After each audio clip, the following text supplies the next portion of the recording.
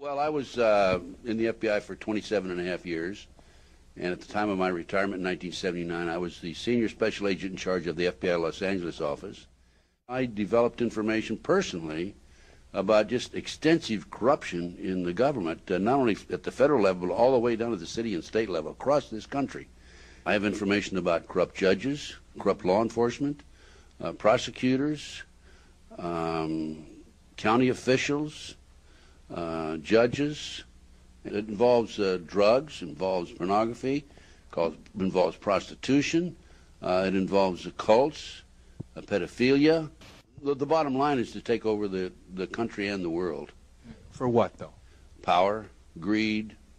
This goes back over 200 years, back to 1776, with the establishment of an organization known as the Illuminati.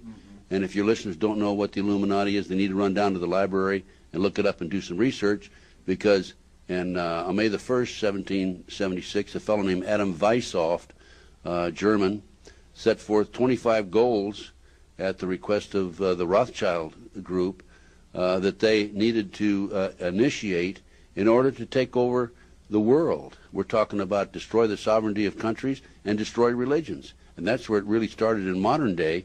And right today, believe it or not, and we have the documentation for this, we are probably 90%, their goals have probably been filled at the great rate of about 90%. This Illuminati, this group who called themselves the Enlightened Ones,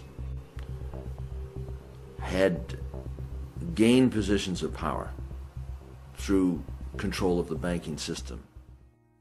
The Illuminati was founded on May 1st, 1776, by Adam Weishaupt, a professor at Ingolstadt University. Weishaupt obviously had been a serious student of the occult, for many of its bizarre features and symbols were incorporated into his organization.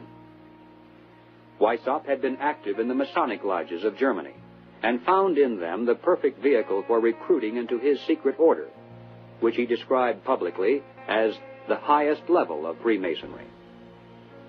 The Illuminati was formally incorporated into the Masonic lodges at the Congress of Wilhelmsbad in 1780. There were 8 conspiratorial rings within rings, advancing from the outermost novice inward to Rex, or king. The king, of course, was Weishaupt himself, who had adopted the code name Spartacus. Those in the outer rings were told that the grand purpose of the order was to make of the human race, without any distinction of nation, condition, or profession, one good and happy family.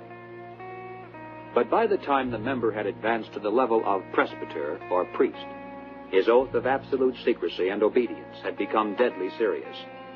Only then was he allowed finally to see the ultimate goal of the order. It was the destruction of all religion and the destruction of all independent governments, replaced by a new world order, a world government ruled from behind the scenes by the illuminated ones. We have before us the opportunity to forge for ourselves and for future generations a new world order, a world where the rule of law, not the law of the jungle, governs the conduct of nations. When we are successful, and we will be, we have a real chance at this new world order, an order in which a credible United Nations can use its peacekeeping role to fulfill the promise and vision of the UN's founders. I call upon all states to join ranks in order to found the new world order of the 21st century. And people talked then, in 1990, of a new world order. What they actually meant then was a new political order. And the question for us is how we meet and master all these challenges to ensure that Britain enhances its competitiveness in the process and realizes what I believe is our destiny of success in this new world order. So, in conclusion, ladies and gentlemen, a new world is emerging. It is a new world order with significantly different and radically new challenges for the future. On the back of the dollar bill, you'll see the symbol on the left-hand side of the bill, which is Annuit Coeptus, which means our enterprise is now a success, or our enterprise is crowned with success. Annuit Coeptus. So you're saying, fine, so you have an enterprise and it's now crowned with success. What enterprise are you talking about? Novus ordo seclorum. Novus is novus, meaning new. Ordo is order, and seclorum is where we get the word secular, meaning the world. So it's new order of the world, the new world order. George Bush's new world order is now a success. Bill, you've heard an awful lot of dramatic speeches and seen dramatic moments in times of great gravity for the nation. How would you assess this evening? This was a stirring address, in my view, shorter than his father's speech when he announced the New World Order, shorter than his father's speech when he announced the New World Order.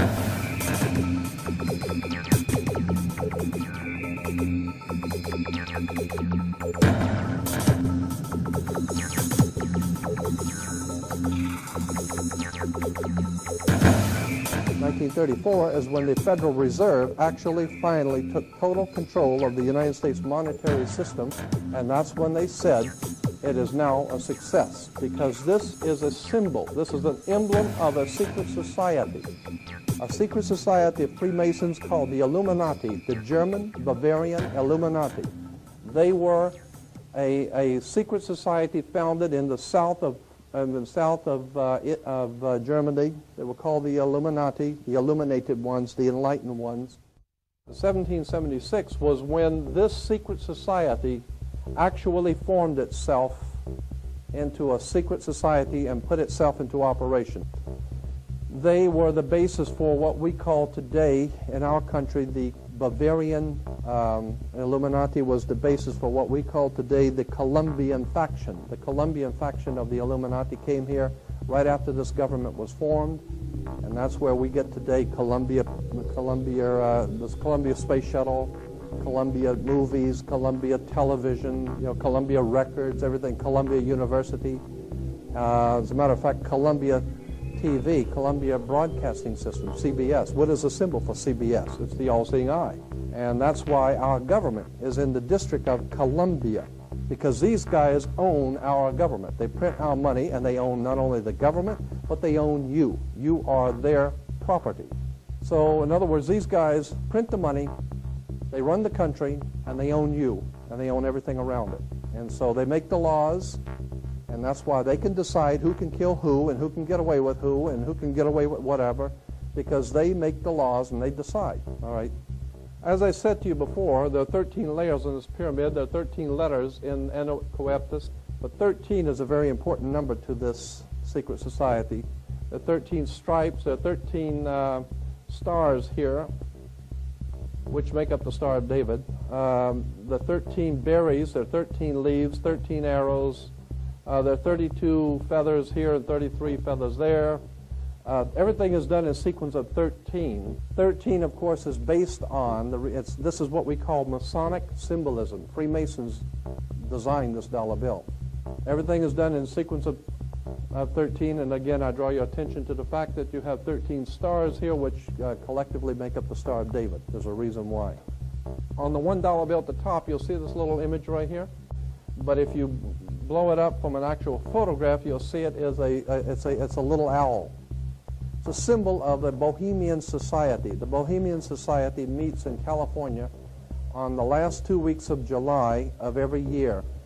I have pictures showing all of the presidents, all of the living presidents, excluding the new one, but all of the living presidents at Bohemian Grove in Northern California, and they're all wearing red and black Ku Klux Klan dress type of regalia, like the Ku Klux Klanners, with the pointed headdress and everything. And, I mean, that's quite a sight to see presidents dressed like Ku Klux Klan members, right? And they're standing in front of a big open pit of fire, and behind them is about a 20 to 25-foot owl behind them. And the article in Elm magazine and Time magazine, I've got 2 or 3 different magazines showing basically the same pictures. It says that the presidents meet with all of the heads of industry throughout the world, all of the heads of state throughout the world, and all of the most important wheeler dealers in this country, and they all meet up in Northern California, and they have rituals where they go before the owl after midnight, And then what a picture you got, with all the presidents dressed up like Ku Klux Klanners with black and red robes on before an owl. And these are your presidents of this country. And the reason why they chose the owl is because the owl is a symbol used in Europe by secret societies, because the owl is wise, because it sees things in the dark. The implication is, of course, that's why they're where they are, because they're very brilliant and they know things that you don't know.